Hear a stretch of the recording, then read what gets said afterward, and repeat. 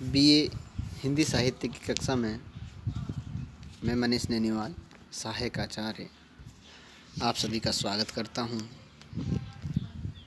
कबीरदास शीर्षक इस अध्याय में आज हम शब्द शीर्षक में ली गई उनके पदों का अध्ययन करेंगे।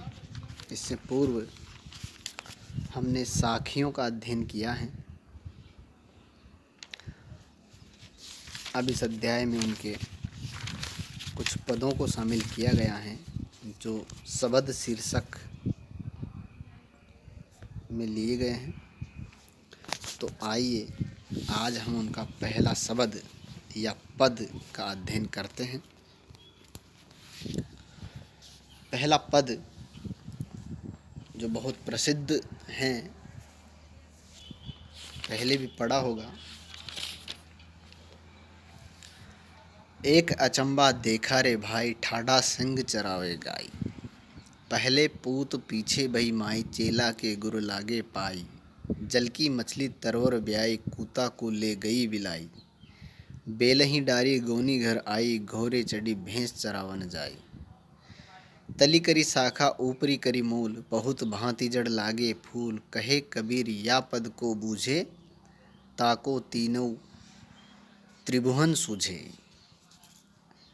यह पद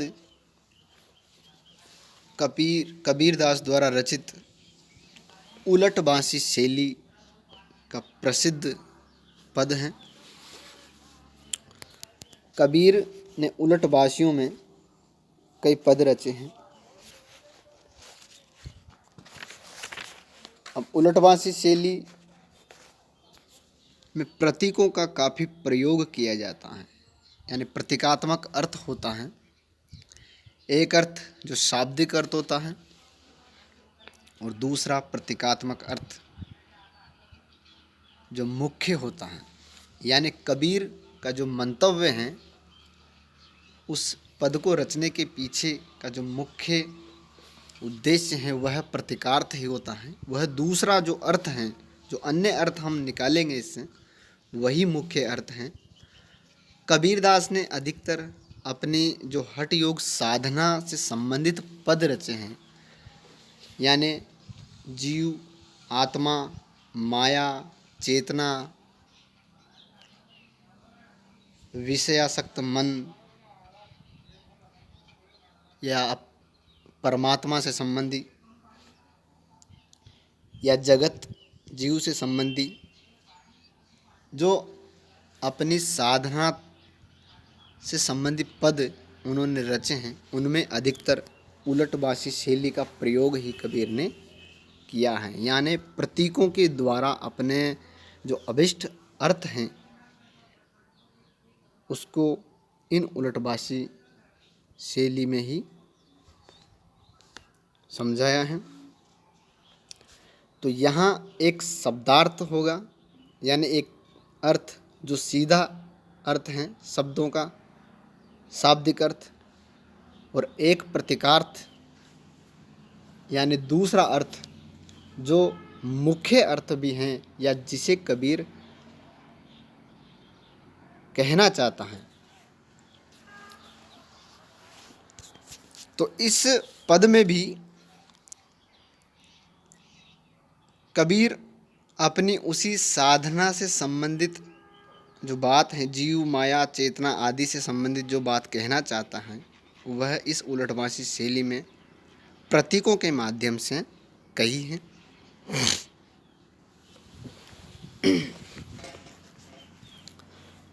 इनमें शेर, सिंह जो हैं, ठाडा सिंह चरावे गाय में सिंह शेर के लिए हैं, शाब्दिक अर्थ तो शेर हैं, लेकिन अब इसका प्रतीकार्थ जो होगा वह ज्ञान या आत्मा के लिए है। ठाडा सिंह, ठाडा यानी खड़ा हुआ, चरावे गाय, गाय चराता है, यानी गाय का अर्थ जो है शाब्दिक अर्थ तो गाय है, लेकिन इसका जो प्रतीकार्थ होगा वो होगा इंद्रियां। इस प्रकार से एक प्रतीकार्थ साथ साथ चलता है जो इसका मुख्य मंतव्य है कबीरदास का। अब हम इसका अर्थ भी साथ साथ करते जाएंगे, शाब्दिक अर्थ और उसके साथ ही प्रतीकार्थ भी एक साथ, दोनों अर्थ एक साथ ही करते चलेंगे। एक अचंबा देखा भाई ठाड़ा सिंह चरावे गाय। कबीरदास कह रहे हैं कि मैंने एक ऐसा अचंभा देखा या ऐसी आश्चर्यजनक बात देखी है कि शेर गाय चरा रहा है, सिंह खड़ा होकर गाय चरा रहा है। अब शेर गाय कैसे चरा सकता है? अब इसमें कबीर ये कहना चाहता है कि जो सिंह है वह आत्मा है या ज्ञान है जो इंद्रियों का संचालन करता है। यानी जो व्यक्ति या आत्मा जो है वह इंद्रियों का संचालन करती है। आगे हैं, पहले पूत पीछे भई माई। पहले पुत्र हुआ और उसके बाद माता पैदा हुई। अब इसका प्रतीकार्थ ये है कि पहले इस संसार में जीव प्रकट होता है और फिर उसके बाद माया, यानी पहले जीव प्रकट होता है और उसके बाद उसमें ममता मोह बाद में जन्म लेते हैं। जब व्यक्ति जन्म लेता है तब उसमें किसी प्रकार के भाव नहीं होते, लेकिन बाद में जब वो इस संसार में रहकर बड़ा होता है तो सांसारिक विषय वासनाओं में उलझ जाता है और उसमें ममता मोह आदि भावनाएं उत्पन्न हो जाती हैं, यानी माया उसको बाद में प्रभावित करने लगती हैं। ये प्रतीकार्थ है। आगे है, चेला के गुरु लागे पाए। यानी शिष्य के गुरु चरण स्पर्श कर रहा है। इसका अर्थ ये है कि चेला यहाँ निष्ठावान साधक है, जो निष्ठापूर्वक साधना को पूर्ण करता है वह व्यक्ति चेला कहा गया है। जो गुरु के दिखाए मार्ग पर चलता है और सिद्ध अवस्था को प्राप्त करता है, इसी के लिए कहा गया है गुरु द्वारा चेले के पैर लगना। आगे हैं, जल की मछली तरोवर ब्याई। जल में रहने वाली मछली जो है वो पेड़ पर जाकर बच्चे को जन्म देती है। जिसका अर्थ ये है कि जो कुंडलिनी है, अब कबीरदास की जो साधना है वह हठ योग साधना है, जिसमें कुंडलिनी को जगाना पड़ता है। तो यहाँ वह मछली कुंडलिनी है जो मेरुदंड रूपी वृक्ष पर चढ़ करके आनंद की अनुभूति को जन्म देती है। यानी कुंडलिनी को जगा करके और आनंद प्राप्त करना इस साधना का ध्येय रहता है। तो उसी की तरफ यहाँ इंगित है कि कुंडलिनी रूपी जो मछली हैं वो मेरुदंड रूपी वृक्ष पर चढ़कर आनंद रूपी अनुभूति को जन्म देती हैं। आगे, कुत्ता को ले गई बिलाई। कुत्ते को पकड़कर बिल्ली ले गई। इसका अर्थ है कि साधक जो व्यक्ति हैं, जो साधक हैं, उसने माया को नष्ट कर दिया, माया को नष्ट कर दिया। आगे हैं, बेल ही डारी गोनी घर आई। बेल को छोड़ करके गोनी घर आ गई है। गोनी जो सामान भरने की थैली है वह है, बेल को छोड़कर घर आ गई है। जिसका अर्थ है कि आत्मा शरीर को छोड़ करके परमात्मा के पास आ गई है, आत्मा परमात्मा में लीन हो गई है। आगे है, घोड़े चढ़ी भैंस चरावन। घोड़े पर चढ़कर भैंस चरने गई है। इसका तात्पर्य है कि माया ने जो अज्ञानी जीव हैं, जो विषय वासनाओं में लिप्त हैं, उस जीव को अपने वश में कर लिया है। घोड़े को भैंस ने वश में कर लिया है, तो जो माया है उसने अज्ञानी व्यक्ति को, अज्ञानी वो है जो सांसारिकता में लगा है, जो विषय में आसक्त हैं, विषय वासनाओं में आसक्त हैं, उस जीव को अपने वश में कर लिया है। आगे हैं, तली करी शाखा ऊपरी कर मूल।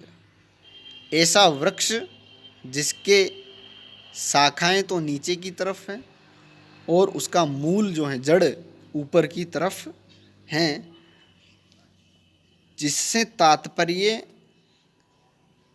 शरीर से है। शरीर जो ऊर्ध्व मूल वाला होता है और उसकी शाखाएं नीचे की तरफ होती हैं। बहुत भांति जड़ लागे फूल, और उसकी जड़ों में कई सारे फूल लगे रहते। इस शरीर रूपी जो वृक्ष हैं, इसमें फल ऊपर की ओर ही लगते हैं मन में।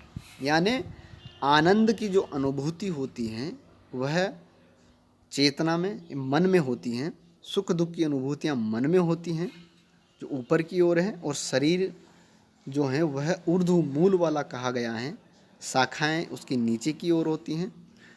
जड़ यानी जो जड़ में विभिन्न प्रकार के फल फूल लगना का मतलब है मनुष्य के मन में जो आनंद या सुख दुख के भाव या अनुभूतियाँ होती हैं वो मन में होती हैं। इस प्रकार से आगे हैं, कहे कबीर या पद को बूझे ताको तीनों त्रिभुवन सूझे। कबीरदास कह रहे हैं कि इस पद को जो समझता है, बूझे यानी समझता है, ताको त्रिभुवन, वह तीनों लोकों को भी समझता है। जो इस पद को समझ लेगा या इसका अर्थ जान लेगा, वह तीनों लोकों की जो वास्तविकता है, जो सच्चाई है, उसको भी जान लेगा। इस प्रकार से कबीर ने इस उलट बांसी में दो दो अर्थ एक साथ व्यक्त किए हैं। एक शब्दार्थ हैं जो बहुत ही विरोधाभासी लगता है, और यह मुख्य अर्थ नहीं है। मुख्य अर्थ है प्रतीकार्थ।